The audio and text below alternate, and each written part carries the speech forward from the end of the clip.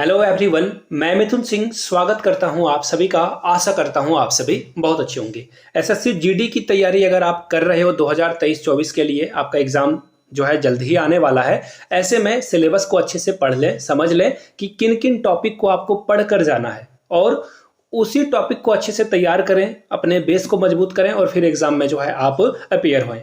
तो चलिए, कौन कौन से टॉपिक्स आपके एग्जाम में आएंगे, कौन कौन चैप्टर से, अध्याय से जो है कितने कितने नंबर आपको देखने को मिलेगा, हिंदी इंग्लिश कितने नंबर के क्वेश्चन पूछे जाएंगे, ईच एंड एवरीथिंग आपको क्रिस्टल क्लियर जो है जानकारी इस वीडियो में मैं देने की पूरी कोशिश करूंगा। आगे बढ़े उससे पहले परिचय की रवायत पूरी कर लेते हैं। अगर आप सपोज कर लो यूपी के किसी डिस्ट्रिक्ट से इस वीडियो को देख रहे हो, चाहे कानपुर हो, आगरा हो, नीचे कमेंट करके आगरा यूपी लिख दीजिएगा।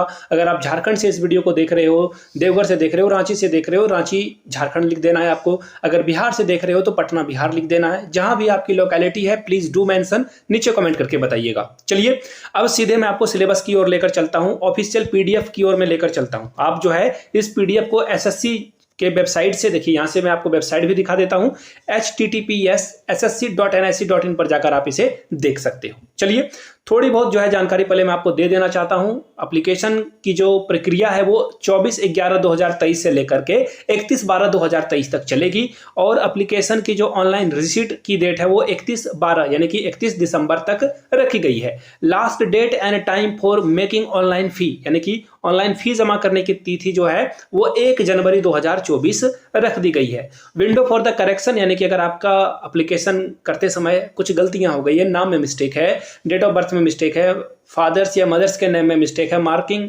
जो है आपकी जो मार्क्स है उसमें दिक्कत आ गई है, तो 4/1 तक आप उसे करेक्ट कर सकते हो। एग्जाम जो कंप्यूटर बेस्ड है, ऑनलाइन टेस्ट आपका होने वाला है वो है फरवरी मार्च में, शेड्यूल है यानी कि फरवरी मार्च के बीच आपका एग्जाम डेफिनेटली हो जाएगा। तो प्लीज अपने आप को प्रिपेयर कर ले। अब मैं आपको सिलेबस की ओर लेकर चलता हूं। सिलेबस आपको क्या देखना है और क्या पढ़ना है, उससे पहले मैं आपको बता दूं, करंट अफेयर्स जीके वाले सेक्शन में आएगा ही आएगा। तो ऐसे में आपको करना क्या है ना, करंट अफेयर्स के लिए आपको कमेंट सेक्शन में जाना है, वहां पे एक वीडियो का लिंक आपको मिलेगा। प्लीज वो 6 महीने वाले करंट अफेयर्स आप पढ़ लें, काम आपका बन जाएगा। पहली बात। दूसरी बात यह है ना, करंट अफेयर्स तो पढ़ना ही है, जीके की भी अलग अलग से वीडियोस अगर आपको चाहिए होगी तो नीचे कमेंट करके जीके लिखिएगा। चलिए, सबसे पहले देख लेते हैं कि सिलेबस को कितने अलग अलग पार्ट में बांटा गया है। यहां से आप देख पाओगे scheme of examination, computer based आपका जो एग्जाम है इसमें 80 क्वेश्चन आपसे पूछे जाएंगे, 80, ठीक है। और हर क्वेश्चन के लिए आपको 2 मार्क्स जो है अलॉट किया जाएगा। अब देखते हैं पार्ट ए में क्या पूछा जाएगा। जनरल इंटेलिजेंस एंड रीजनिंग यानी कि रीजनिंग के सवाल आपसे पूछ लिए जाएंगे और इंटेलिजेंस के सवाल पूछे जाएंगे। कितने क्वेश्चन पूछे जाएंगे? 20। नंबर आप कितना ज्यादा से ज्यादा ऑब्टेन कर सकते हो? 40। क्लियर हो गई बातें यहां तक? चलिए, नेक्स्ट हम लोग जो है सेक्शन की ओर बढ़ेंगे। नेक्स्ट सेक्शन आपका है जनरल नॉलेज। जनरल नॉलेज से आपसे सवाल पूछे जाएंगे, 20 क्वेश्चन पूछा जाएगा, मैक्सिमम 40 नंबर तक आप ला सकते हो। करंट अफेयर्स भी यहीं से पूछा जाता है, इसी सेक्शन में। यहाँ पे देखो जनरल अवेयरनेस लिखा हुआ है ना, इसका मतलब यही होता है करंट अफेयर्स, बोलचाल की भाषा में करंट अफेयर्स। अगर थोड़ी सी ऑफिशियल लैंग्वेज में बात करें दैट मीन्स जनरल अवेयरनेस। आगे देख लो, एलिमेंट्री मैथमेटिक्स यानी क्लास 8, 9, 10, 6, 7 में decimal, money, ratio, proportion, profit यानी कि लाभ हानि जो आपने पढ़ा है, चक्रवृद्धि ब्याज, साधारण ब्याज, यहां से आपसे सवाल पूछे जाएंगे। ट्रेन की जो लंबाई है, ट्रेन की गति है, ये पुल को पार करेगी, इस तरह के क्वेश्चन आपको यहाँ पे देखने को मिलेगा। बिल्कुल बेसिक वाले क्वेश्चन आपको देखने को मिल जाएगा। अब बात करते हैं पार्ट डी की, जिसमें कि हिंदी या इंग्लिश से 20 क्वेश्चन पूछे जाएंगे, 40 नंबर आपको लाना है। अब देखो ये जो 80 क्वेश्चन है ना, देखो यहाँ पे एक पेज है, ये 80 क्वेश्चन आपको एनी हाउ 1 आवर में यानी कि 1 घंटे में आपको कंप्लीट कर लेना है। 1 घंटे में यानी कि 1 मिनट में आपको एक क्वेश्चन से ज्यादा जो है सॉल्व करना होगा। कैसे सॉल्व करोगे? इंग्लिश हिंदी वाले में आपको कम समय लेना है। जनरल नॉलेज अगर आपको आता है तो आता है, नहीं तो उसमें टाइम वेस्ट करने की जरूरत नहीं होगी। करंट अफेयर्स के साथ भी सेम कंडीशन रहने वाला है। अगर आप इसे समझते हो, जानते हो, तो आप तुरंत सॉल्व कर लोगे, आपको टाइम ज्यादा नहीं लगेगा। मैथ्स में आपको ज्यादा समय देने की जरूरत पड़ेगी एंड रीजनिंग में, तो इसके लिए जो है टाइम को अलॉट कर लीजिएगा। कोशिश कीजिएगा कि आप जो है 20 से 40 मिनट के अंदर अंदर जो है, एक्चुअली 40 मिनट ज्यादा हो गया, आधे घंटे से कम में आपको जो है ये सारे सेक्शन को कंप्लीट करना है और बचे हुए मैथ और रीजनिंग के लिए आधे से ज्यादा यानी कि 40 मिनट्स का टाइम आपको देना होगा। अब देखते हैं इसे डिटेल्स में, हम लोग सिलेबस को देखते हैं क्या क्या पूछा जाएगा आपको। ये तो मैंने मोटा माटी ऊपरी सरसरी नजर दौड़ाई सिलेबस पे। अब देखिए इसे हम लोग थ्रू आउट देखेंगे क्या सिलेबस आपका रहने वाला है। जनरल इंटेलिजेंस यानी कि रीजनिंग में किस तरह के सवाल पूछे जाएंगे।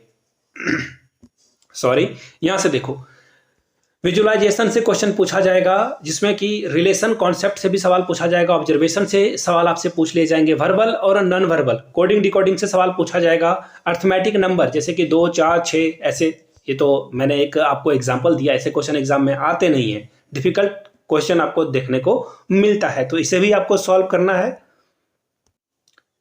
अब नेक्स्ट सेक्शन यानी कि जनरल नॉलेज और जनरल अवेयरनेस। करंट अफेयर्स की तो बात आप समझ रहे हो कि लास्ट 6 मंथ के करंट अफेयर्स आपको जो है कंप्लीटली कर लेने हैं। स्पोर्ट्स से यानी कि खेल खिलाड़ी से आपको सवाल देखने को मिलेगा।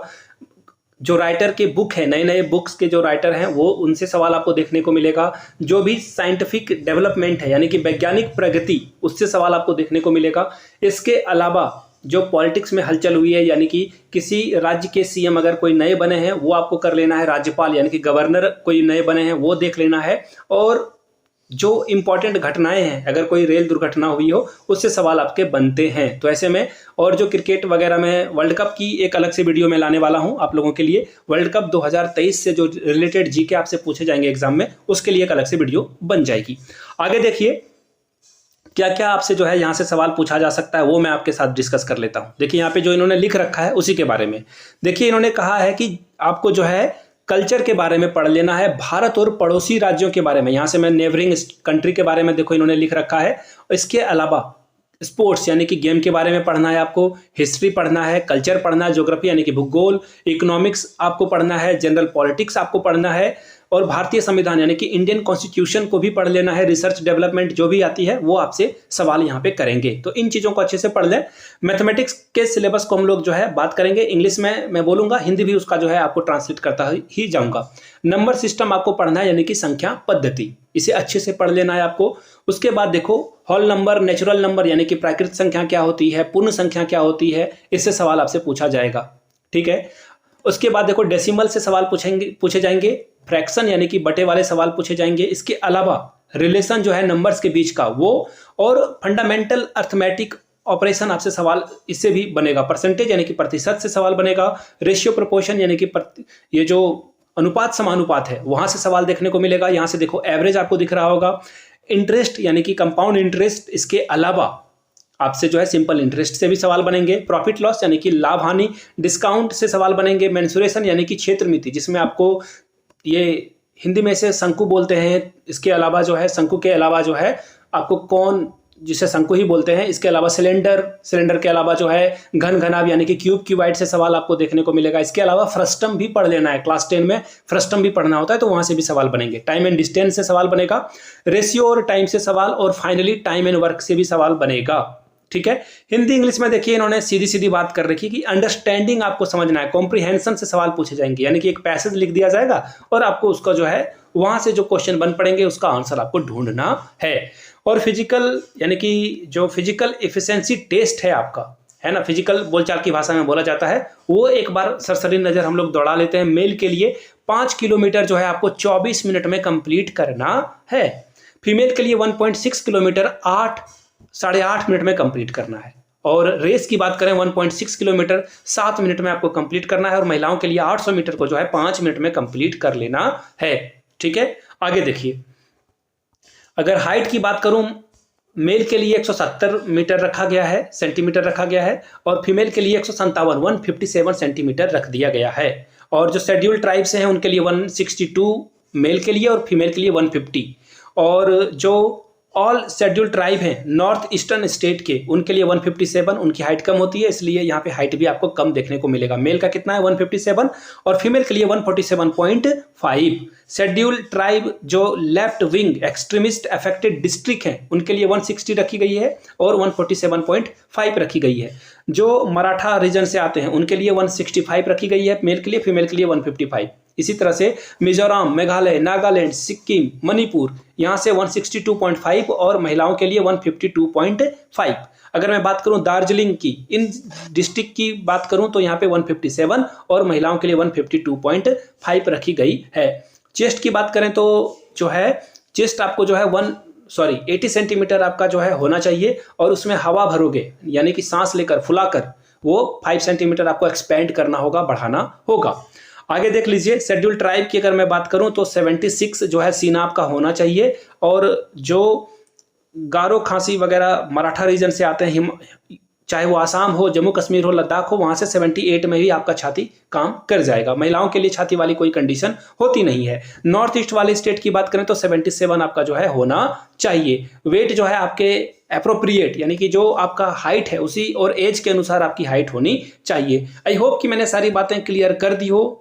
मुझे लगता है कि फिर भी कुछ ना कुछ आपका सवाल रह गया हो तो नीचे कमेंट सेक्शन में आप मुझसे सवाल पूछ सकते हैं। वीडियो यहां तक देख ली है, पसंद आ गया है ना, तो एक बार नीचे कमेंट सेक्शन में जय हिंद जरूर लिखिएगा। मिलते हैं किसी और वीडियो में किसी और इन्फॉर्मेशन के साथ। Thank you so much for watching this video. Have a good day.